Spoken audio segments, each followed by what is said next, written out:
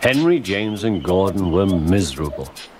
They had been shut up for several days for being naughty and longed to be let out again. At last, the Fat Controller arrived. "I hope you are sorry," he said, "and understand that you are not so important after all. We have a new tank engine called Percy who helps pull coaches, and Thomas and Edward have worked the main line nicely. But I will let you out now if you promise to be good." "Yes, sir," said the three engines, "we will." "That's right, but please remember that this no shunting nonsense must stop." He then told Percy, Edward, and Thomas that they could go and play on the branch line for a few days. And they ran off happily to find Annie and Clarabelle at the junction. The two coaches were so pleased to see Thomas again. Edward and Percy played with trucks. "Stop, stop, stop," screamed the trucks as they were pushed into their proper silence.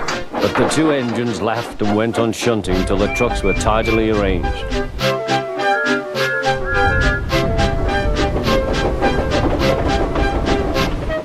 Next, Edward took some empty trucks to the quarry. Percy was left alone. He didn't mind that a bit.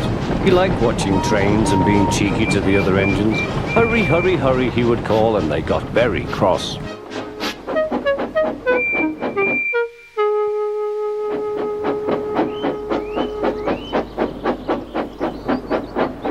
After a great deal of shunting, Percy was waiting for the signalman to set the point so that he could get back to the yard.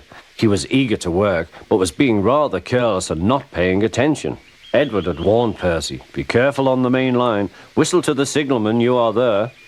But Percy didn't remember to whistle, so the busy signalman forgot him. Percy waited and waited. The points were still against him, so he couldn't move.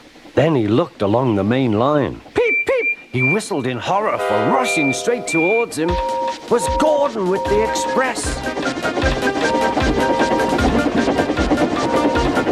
"Oh!" groaned Gordon. "Get out of my way!"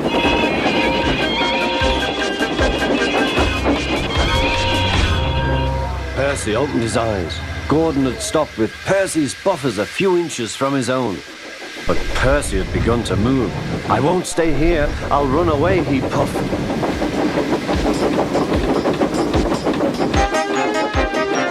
He went straight through Edward's station and was so frightened that he ran right up Gordon's hill without stopping.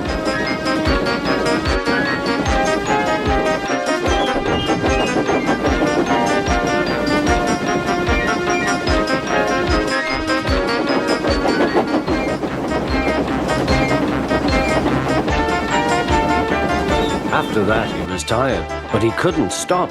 He had no driver to shut off steam and apply the brakes. "I want to stop, I want to stop," he puffed. The man in the signal box saw Percy was in trouble, so kindly set the points.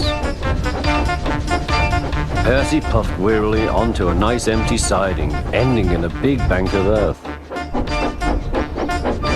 He was too tired now to care where he went. "I want to stop. I want to stop. I have stopped," he puffed thankfully.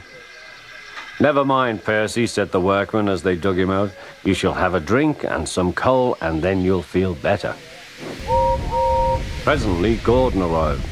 "Well done, Percy. You started so quickly that you stopped a nasty accident." "I'm sorry I was cheeky," said Percy. "You were clever to stop."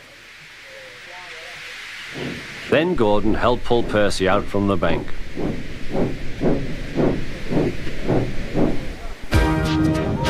Percy is still cheeky because he is that sort of engine, but he is always most careful when he goes on the main line.